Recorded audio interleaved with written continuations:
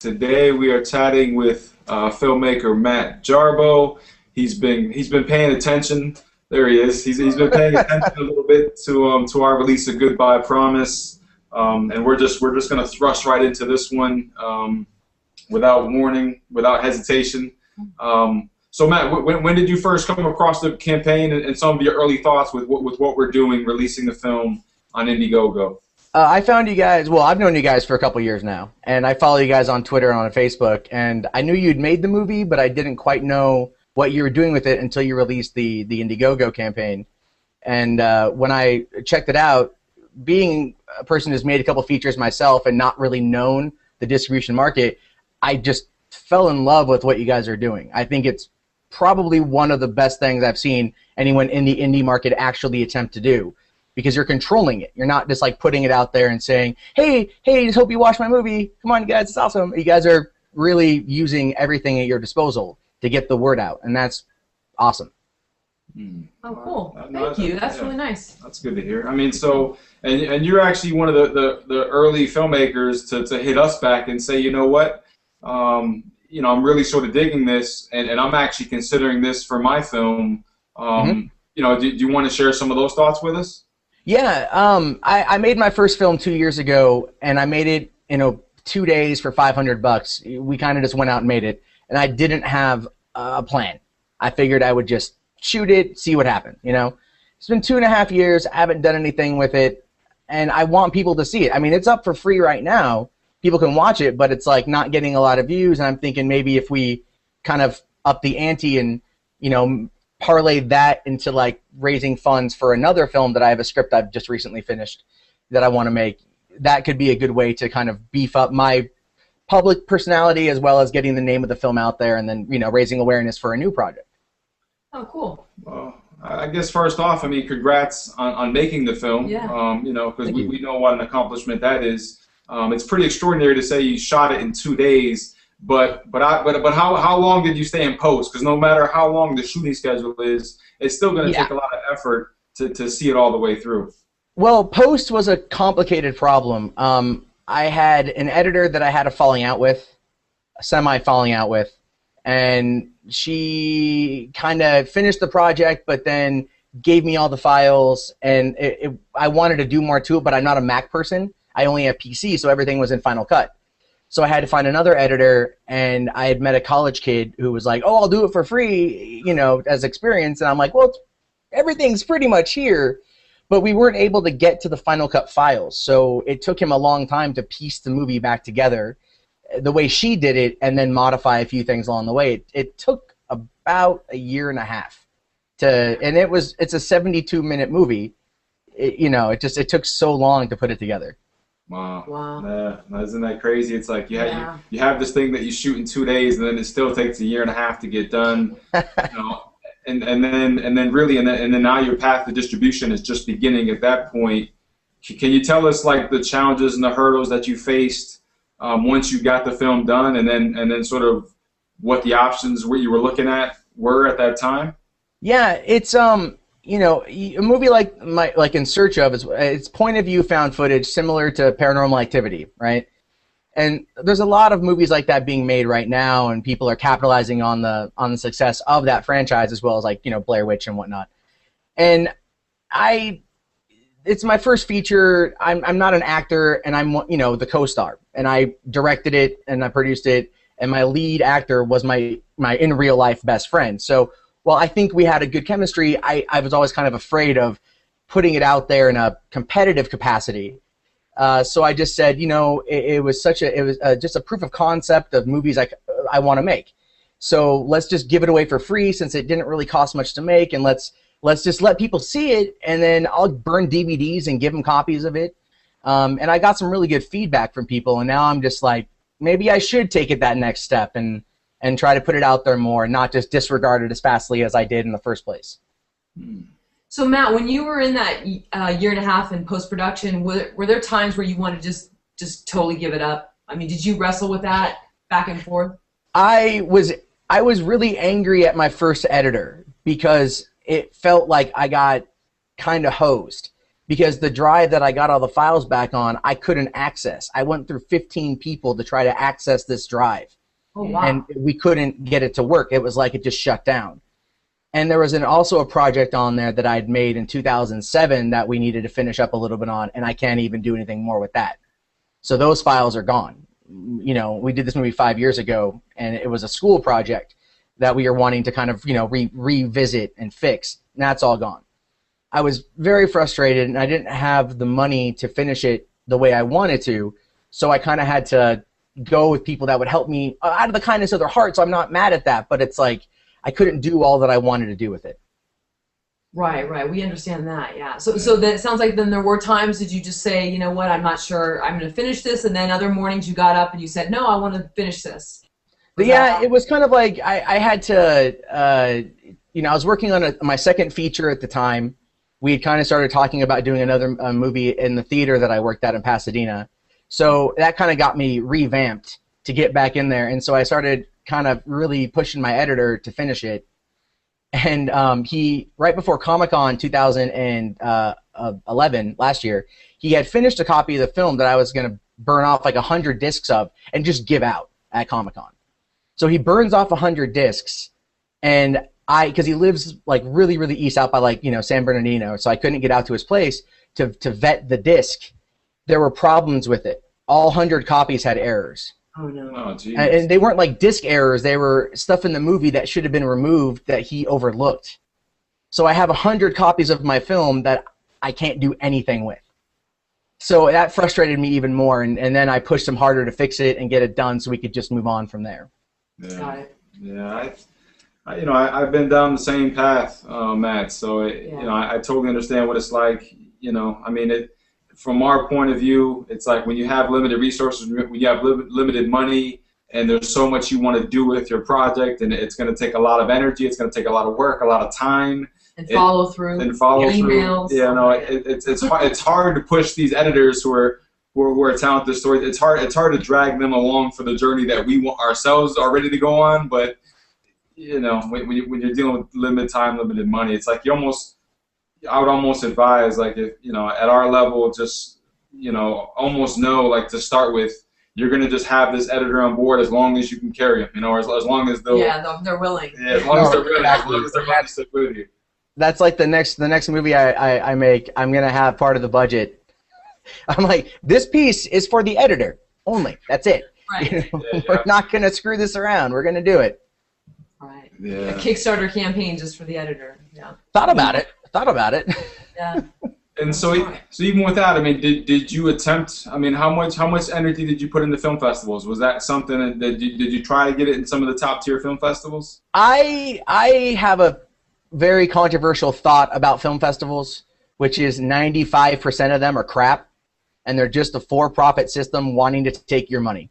And this comes from having worked with festivals. When I worked at the theater, we hosted festivals, so I caught a lot of inside information on how they operate and how they just, a lot of times, people there don't care. They act like they care because they want you to submit your films and submit your money, and I don't want to do that. I would rather, I've spent a couple years building my social media presence, with like Flasher Shorts, my personal account and everything, that I could take this to my fans and then just promote it through them. And then that way I'm taking it to the people that I know would want to see it, and maybe I'd have a better shot than going the festival route, because I can't afford to submit, you know, $100 per every time and hope that I get, you know, screened by maybe 30, 40 people, you know? Mm-hmm.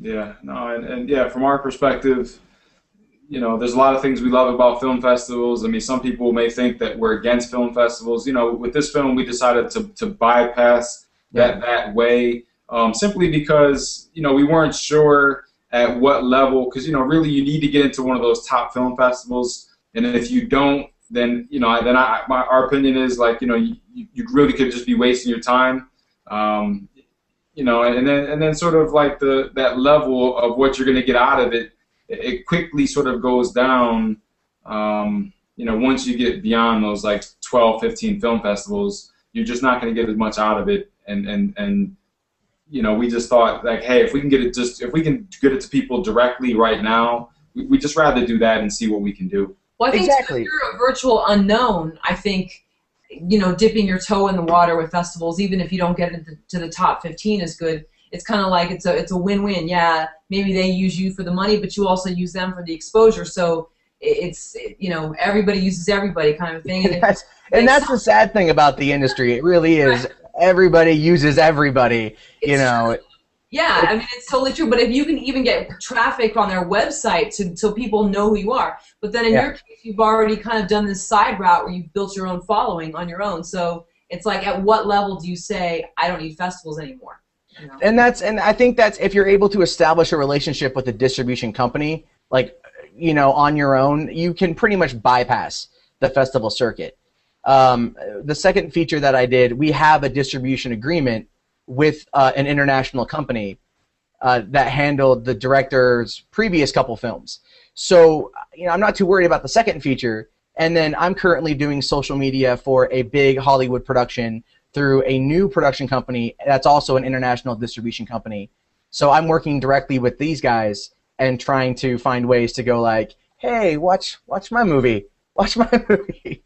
And so I'm trying that route first because that's kind of the world I find myself in at the moment. Oh, that's very cool. You have anything else at this point? I guess I just wanted to come back to this point of view, Matt, where here you are, you decided what, film festivals are not for me.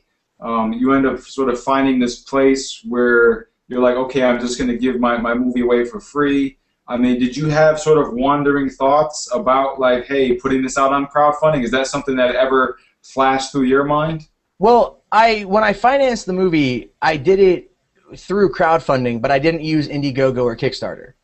I had literally 5 days to do all pre-production on the movie. And so I built a website, and I put PayPal on there, and I asked all my friends and family, and I raised the money in 2 days.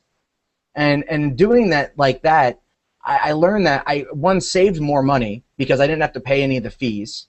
And I knew I had a reasonable budget, and I had enough passion behind my project to where it was able to attract the people and get them to help me.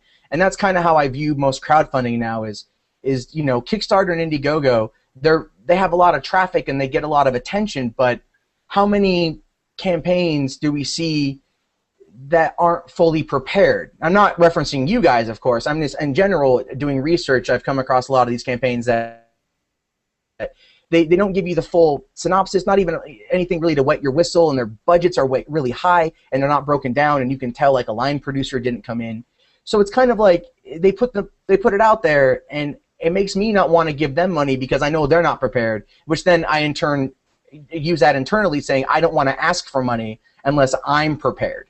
And that's when I get further along with my current film. I'm gonna use that, but I'm gonna make sure everything's in order before I even hit the submit button. And I'm curious, what are some of the flags that you see, what if you want to call them red flags, where you can tell that they're not prepared? You said you can tell sort of when you don't feel like there's a line producer involved, so maybe the budget isn't clear. I know this is a recent one, but 4 of a Kind. Jack Marseille, I know you guys really pushed that, and I believed in it, and I retweeted it a lot too, but I watched through his videos, and I just right before we did this, I watched his one about why he needed $100,000. He says he needed it because that's what he felt he needed. And that, to me, as a potential investor, is like, well, do you need it because this is all going in the movie? What's the breakdown here? I looked at his breakdown, and it didn't feel very well put together. So I was wary to want to give any money because I just didn't know. And I see that a lot even with a friend of mine doing a Kickstarter right now. He did his Kickstarter video, told me nothing about the movie and nothing about, why he wanted to do it. It was just like a video of, you should make a movie, but not selling me on why I should why I should resonate with his passion, And that's kind of my thoughts. And I see a lot of these videos where people just throw out money, they throw out numbers, and they don't understand why they're necessary. And so I can't, as a person who's, budgeted films and worked on them, I can't get behind that. If they just took a little bit more time and really focused it and came back with a proper business plan, that would make me as a potential investor, even as a donator, feel more comfortable with giving away my money to support your dream because you're prepared enough to follow through with it. in terms of like the Indiegogo page or the Kickstarter page that has the campaign on it, do you think that less is more, or do you think that the more photos, the more information, the better, or is it overkill? I think treating it like treating the front page almost like a trailer, like a teaser, is good. So do you have any mock, like the photos are good of your cast, maybe a mock teaser that you've had made up, some graphic design work, whatever. Sell me on your idea in the first, 1/3 of the page, because if you're doing like tons of descriptions, people don't have an interest past about 3 minutes. So reading these lines, you get kind of lost in it. Whereas if you have something short to the point, between 2 to 3 minutes long that sells me on your idea, even if you're just talking into a camera, but you tell me your story, tell me why you want to make this, and you show me, why you're passionate, that would resonate better with me. And then when you have your update page, if you hook me enough, you look on your update page and you see what you've done since then. Mm-hmm. And that to me would get more people involved, because it shows that you're concise in your presentation, and then they want to go and learn more about the project. Whereas if you throw all the information out there at first, people might get lost in it, get confused. I mean, how much time do you have to spend on Kickstarter? Is it in between your lunch break? Are you before dinner? Things like that. Makes sense. That's great. And how about you counsel us a little bit, Matt? When you look at our campaign, we're ready. Yeah, no, it's good. It's good. Be honest. Because we're trying to learn here as well. And we don't claim to have everything perfect. So it's all good. So when you look at our campaign, what are some things that you like, and what are some things that you don't like?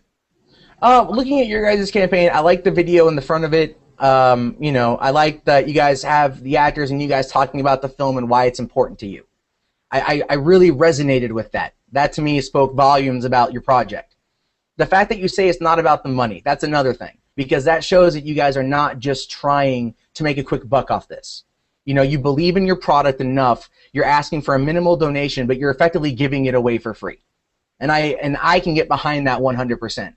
Because in this business, we can easily tell if someone's just trying to sell us something.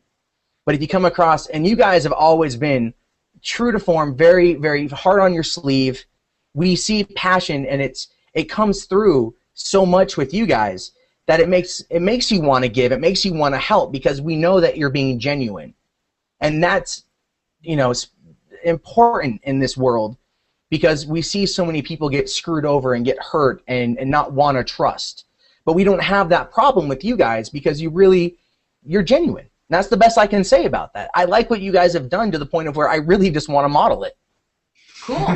No, I was saying I have a feeling before we finish this that someone else will, and thank you. I mean, that's the sincerest form of flattery, and that's really cool. Thank you, Matt. No, you're welcome. I believe in you guys. I really, I need to donate and watch the movie. That's the other thing. I'm waiting for a couple of checks to come in. Dollars are hard. But anyway, it's like, but I want to see it. I saw the trailer. It looks really good. I really kind of resonate with the idea, because as you posted on Twitter last night, when should you give up your dream? Like, do you have to give up your dream? And I've been here for 2.5 years, and I'm working on it daily. But it's just as a person living in the city and trying to get ahead in this industry, it resonates, and you have to question it all the time, and so that's why I really support what you guys have done. Oh, cool. Thank you. Yeah, no, thank you. Yeah, that really means a lot, Matt. That's really, No, you're welcome. And in terms of the film, I mean, that's what it is. It's a heartfelt story. It's a personal story. It's us sort of turning the camera on ourselves.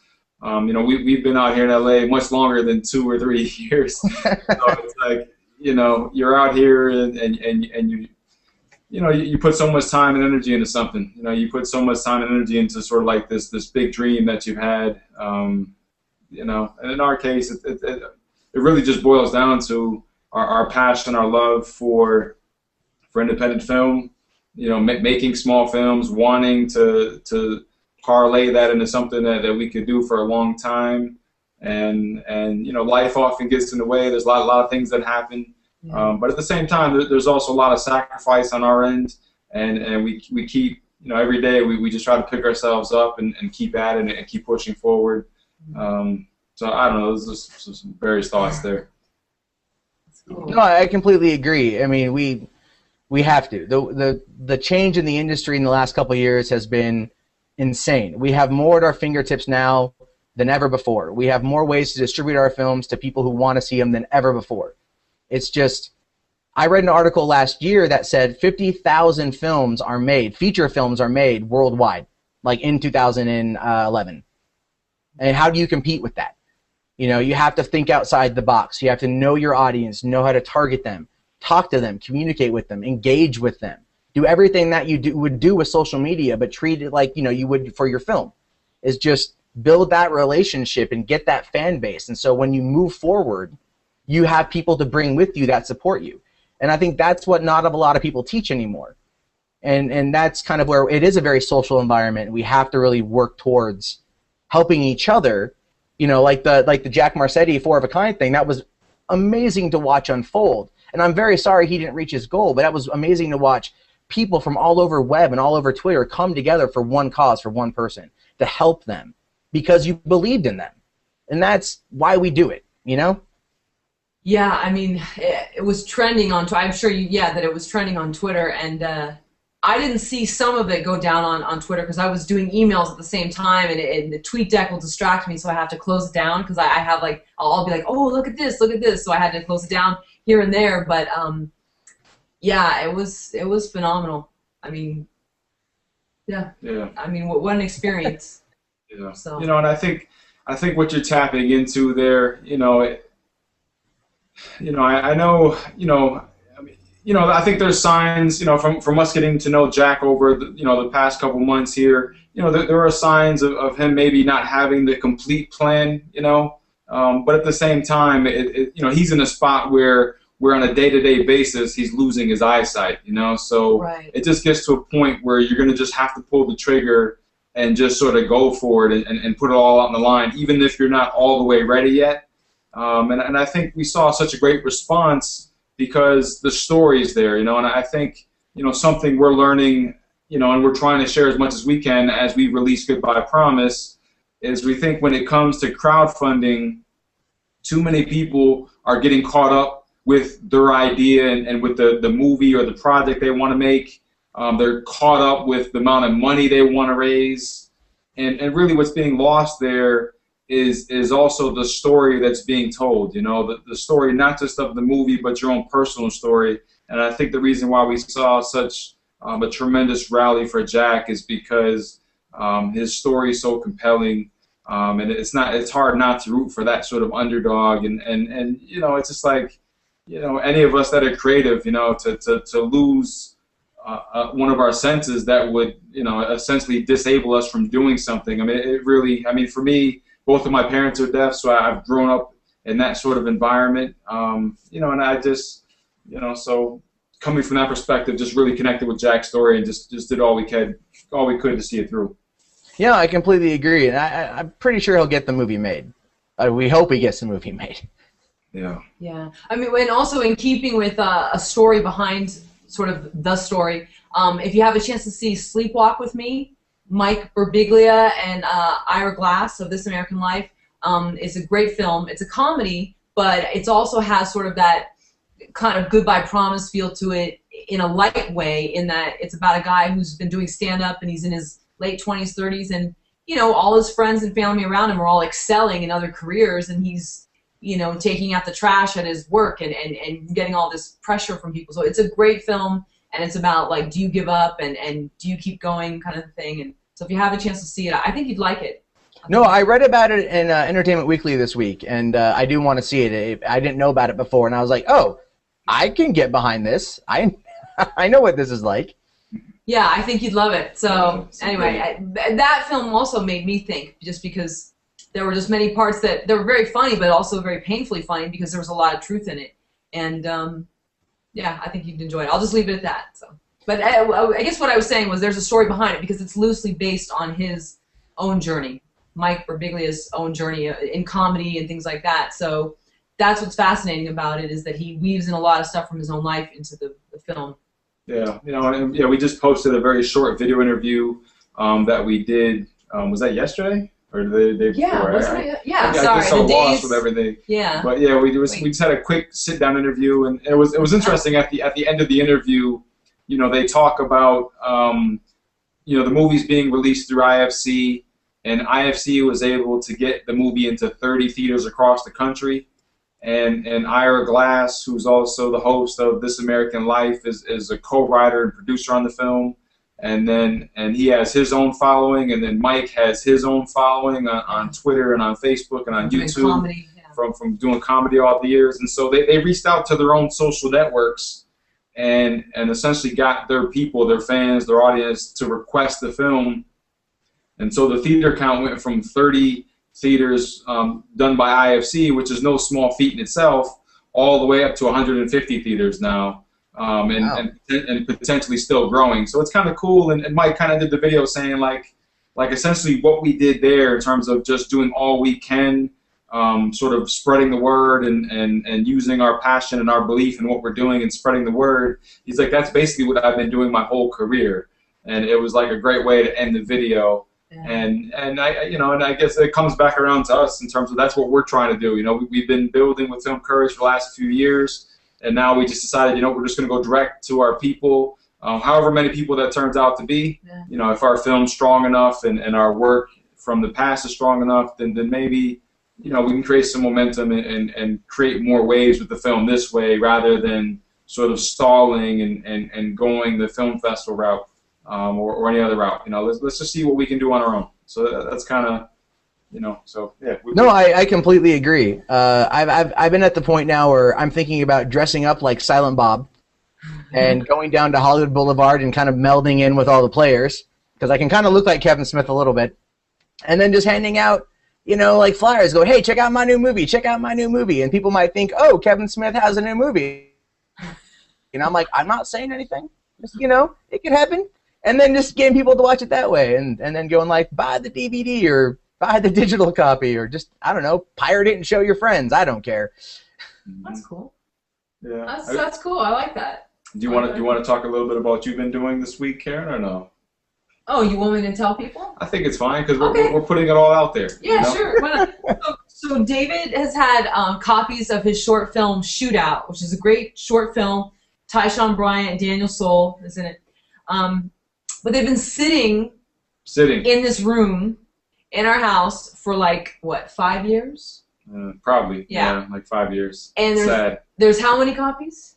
I don't know. There's probably at least 500 copies. Of DVDs. And they're nicely packaged, they're wrapped, they're beautifully done. So I'm like, look, why don't we do a couple things? Why don't we get rid of them in that I make a little flyer on top, like this little piece of paper, that says, if you like this film, also buy David Brandon's other film for $1 by going to goodbyepromise.com, which, you know, we kind of put a brief synopsis and things like that. So I tape it on there, and I've just been leaving them places. I left them at Red Boxes. I left them at 7-Eleven. I go to people's houses and put them on their doorstep. I left them in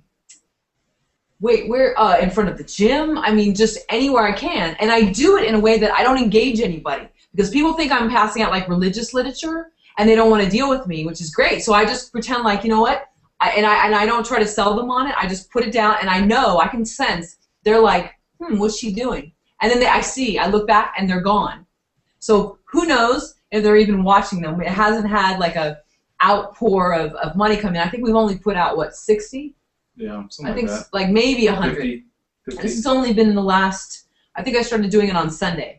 But people are definitely like, what is this woman doing? And I like, the best was at the Red Box. There was a guy in his car, and I just leave 2 DVDs by the Red Box. And he's probably like, what is this woman doing? And then I look a second later, and one of them's gone. And I'm pretty sure it was the guy. So anyway, long story short, we're giving something to someone, whether they like it or not, but we're not pushing it on them. They're finding their own discovery with it. I'm not coming up to them like I have literature on, you know, how to be saved or whatever, and they're you know, they're taking it and on their own accord. They're like, oh, she has something she left on the ground. Okay, great. So we'll see, you know, we'll see what it does, but yeah, it's a way to kind of get rid of the DVDs, get the word out about the film, and also give something to someone where they go, all right, well, maybe I'll check it out. Yeah, and we can't tell. We might have gotten one sale from yes. from the DVD so far. It's hard to totally gauge, but it seems like there might have been one that might have actually supported the new movie based on this old short film. So pretty cool. Anything helps. Yeah. And as long as you're not giving people the watchtower, I think they're going to be, susceptible to help you out.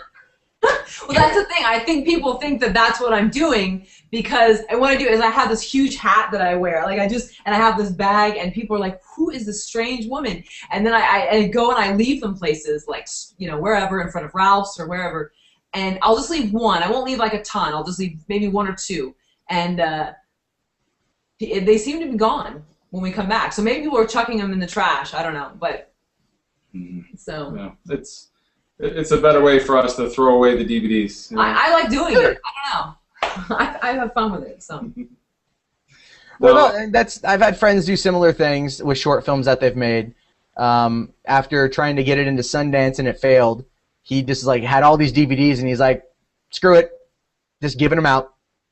And he kind of gave up making movies after that, which is kind of weird. But it's just, some people, it's a good way to get people to see your stuff. People love being given free stuff, especially if it's a movie, because then they don't feel bad about it. And yeah, listen, I mean, if you've already gotten one sale, that's a start. Yeah, I mean, the thing is, too, I don't try to, because I used to do, like, supermarket demos back in the day and all that, and I know people are just like, oh, no, please, I don't want to be sold anything. So what I do is I don't approach them with it, and I leave it somewhere, and I know I can sense that they're like, what is she doing? And then they go and they find it on their own, so they don't even feel like they're being sold it. They don't feel like I'm hard selling them on, buy this, you've got to see this movie, and they have their own process of discovery with it. So it's a sort of a social experiment. It's also a way to clean out the room, and it's also a way to get out worried about the movie. Yeah. So it's a win-win. Yes, exactly. Everybody uses everybody.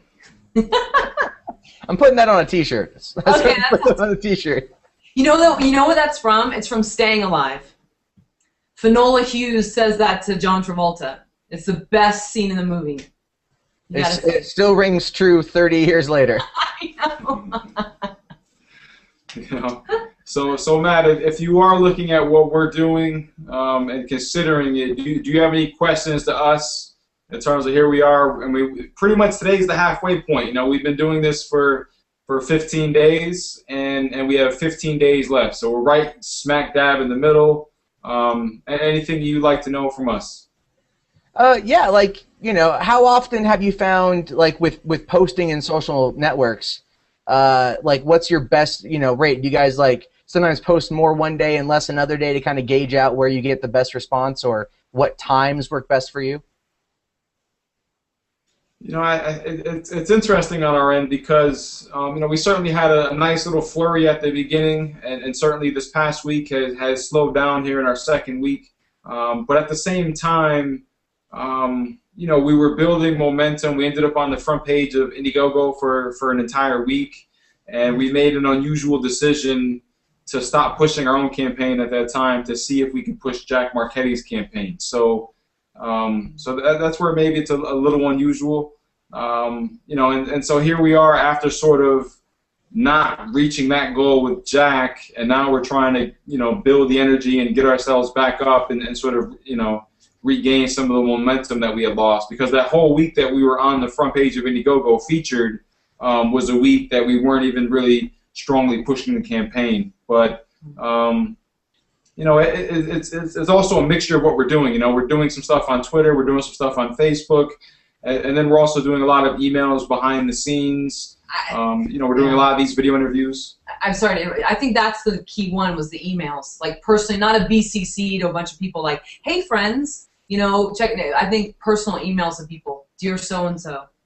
I think that usually works better. People don't want to feel like they're part of a cluster. They want to feel like they're individually read. Yeah, exactly. Yeah, and that's a big part of our strategy is to email people personally, one by one, and you sort of hope that as the campaign comes down to a close, that maybe some of this early work we've been doing in the first 2 weeks, hopefully that'll pay off in the last 10 days. Yeah, and also, too, it's hard to say because we have a platform, but even in that, it doesn't always work. We're putting out content, and within each piece of content, we put out, oh, hey, check out, an actor gives himself 7 years, and then there's a photo and all this stuff. And even with that, it's not guaranteed. So it's really hard to say. For me, I think personal emails work the best, and also engagement on social media, like actual one-on-one engagement, not just, hey guys, check out my movie, but dear at so-and-so, and then talking to them and all of that. But I think that's probably, I think that personalized approach. Well, that's always best, especially in a situation like this where you guys are trying something new. It's how do you do it? I mean, you're not really asking for people to help you make your movie. You've already done that. You've done the hard part. Now you're asking people to watch it, and if they like it, or, well, to donate $1 and then watch the movie, you know, which is really kind of difficult in its own right, but it's not as full, whatever you want to call it, as asking for the funds to make the film in the first place. Yeah, that's true, because they're actually getting something instantaneously rather than having to wait 2 years, 3 years in our case, to have it a finished product. So, yeah, that's a good point. They are getting something instant. Yeah. And that's our culture in a nutshell. So, you know, play that up. Yeah, no, exactly. So we'll see how this social experiment works with the DVDs. But it is interesting because a lot of times I think people just throw away a flyer, and in this they're actually getting something. I mean, there were a few people that I actually went up to, but I think it just was like 1 or 2 people, and they were like, cool, but they seemed like they'd be a basketball fan. So, and the movie's a basketball short, so I gave them that. But I think a combination of stuff, but even with that, and even having a platform, and even having a large social media following, it's still, there's no guarantee with it, you know. So it's really, I think in a nutshell, it's really tough to get your movie out there. I think it's just really hard, but every little bit chips away at something. You know? And that's all you can really do at this point in time, is just hope for the best and keep trying and never give up. What's the line from Super Troopers? Oh, no, sorry, Starship Troopers, never give up, never surrender. Is that it? After that one? Okay, that's that other T-shirt you can make. That sounds good. That is. That's actually something I want to do, is put like a bunch of movie slogans on T-shirts, because I can make all that stuff myself. But, you know. That's cool. Yeah. What was it, Peter Shankman? He started, that's how he did it, right? In the Titanic? He's totally bored with me. No, I'm just, I'm letting you go, you know. I'm trying not to step on any toes. I'll just, you know, let you finish your thought. Well, what was it though? It was like he made these T-shirts, and what did it say? Like, get over it, it sank, or something like that. And then he handed them out in Times Square, or he charged like a $5 for them, and he made a bunch of money. Yeah, you know, $10 and made a killing in a day, and so his story evolved from there, and he's gone on to a lot of success. So. Yeah, you know, I don't know. Do you have any further questions beyond that, Matt? Have you guys had a lot of like a bigger increase in views for the film? I mean, like, have you guys gotten a lot because you've had a couple hundred downloads, or I mean, donators? So has like your view count gone up? Yeah, in terms of where the numbers are now, let's see. Our pitch video has been seen, I think, over 1,800 times. We have over 200 renters, so, you know, I don't know what that percentage is, but that's the ratio. 1,800 views, 200 renters. The movie itself is over 600 views, and so with the views, though, that's a combination of the people renting the film currently, and we've also sent out the movie to all of our Kickstarter backers so they can watch the movie, and pretty much we're giving people unlimited access to the film during this run. For $1. So if people want to see the movie more than once, they can. So those are those early numbers. Yeah. Good. I mean, that's, you know, it's a start. Yeah. Yeah. So. No, I mean, we're incredibly happy. You know, the whole point. Cool. The whole point is you know, a lot of people are you know, they're scared. You know, that like putting these kind of numbers out there, you know, people don't realize the amount of hard work it takes to sell your work. You know, and even if we're only charging $1, it's hard to get people to buy your movie for $1. So, you know, I think some people at this point in time may look at what we've done and say, wow, that's an utter failure. Other people might be like, wow, that's incredible. You know, to us, you know, whatever people may think is fine. You know, we're happy with the decision. We're happy to have it totally available to anyone in the world. We've had people watch the film in South Africa. We've had people watch the film in England. Right. We've had our guy Pablo Cuevas in Mexico at a laptop computer with his friends gathered around, all watching the movie. Yeah, it's our stuff like, friend Anamitra Roy in Pakistan, who's been like, "When's it coming out? When's it coming out?" So just people all over asking. yeah. Just worldwide. Yeah, so it's totally cool. And we'll see if we can finish with a flurry, and hopefully create some numbers that maybe are a little bit more exciting for people like you. But I think it's important not to neglect the amount of work that's gone into not just the campaign, but also years of putting out content, through our Film Courage outlet. And also too, I mean, we had a week run at the Downtown Independent, and the first night was amazing. I mean, it was totally sold out. But then subsequent nights, it was much harder to get people there. So it's not easy. It's really, I mean, and then you think, well, okay, then there's reasoning, $12 or $10 for the movie ticket, the parking, the gas, the popcorn, all that. So you think $1, it's a no-brainer, and it's not. It's not a no-brainer. So it's what gets people to that selling point or that buying point where they'll pull out that credit card and pull the trigger. Yeah. Well, I am curious. Are you guys planning on trying to get this on Hulu and Netflix as well as other VOD digital platforms? I think we're definitely interested, and we just want to continue to see how this does. We're not totally making our minds at this point in time until we ride this all the way through. But there's advantages and disadvantages to Netflix, to Hulu, and also it's easy to say that, but those are also platforms that are not easy to get onto. So Netflix has made it incredibly difficult for films like ours to get onto those platforms. You generally have to go through an aggregate or distributor. So we'll see. We'll see. We're just going to ride this out for the next 2 weeks and see what kind of opportunities continue to come our way. Well, I'm definitely looking forward to seeing how you guys progress with this because I'm watching very closely. Cool. Yeah, I mean it's interesting. Like again, it's another social experiment. That's how I'm trying to view it. It's just like leaving DVDs at the 7-Eleven. So, we'll see what happens. And I think no matter how much money is raised, it's not a failure in that it's a new way of doing it, and their curiosity's piqued, and it's very flattering for someone like yourself to say that you want to try it yourself, and we'll see. And maybe somebody with a bigger audience would actually succeed more, and if it's sort of a trailblazing experiment that works, and then somebody like a Louis C.K. or whoever, someone who's had that success kind of doing it on their own tries it that way, then all the better. Very true. Yeah. So and we're still in the process of telling our own story. And there's some components that behind the scenes that we haven't there's always stuff that happens. So we're just we're trying to put our best foot forward. We're just trying to keep this train moving and just deal with everything we're dealing with. And meanwhile, it's not easy to be out in front of people, like sort of pushing your product on people for a long period of time. But at the same time, that's what you have to do. And we had a chance to speak with Tony Zira of My Big Break, and so we have a video series that we did with him that we haven't been able to put online yet. And one thing that he said to us in that series was, because they're self-distributing, they're self-distributing on Amazon as well as Distrify, and really the only time they see sales for the film is when they push it themselves. And it's a film that has some name recognition. It has Chad Lindbergh.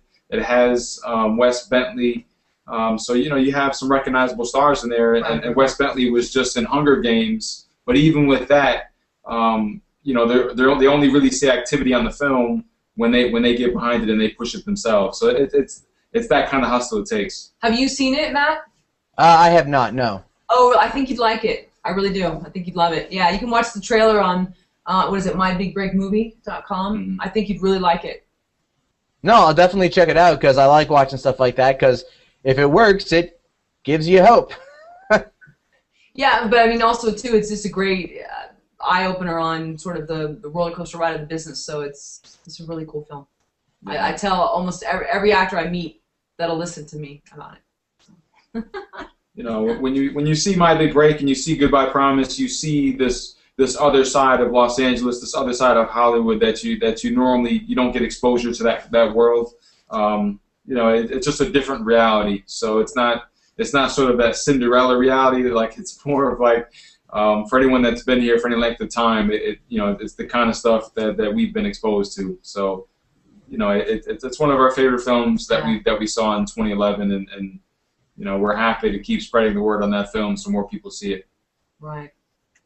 Well, I'll definitely check it out.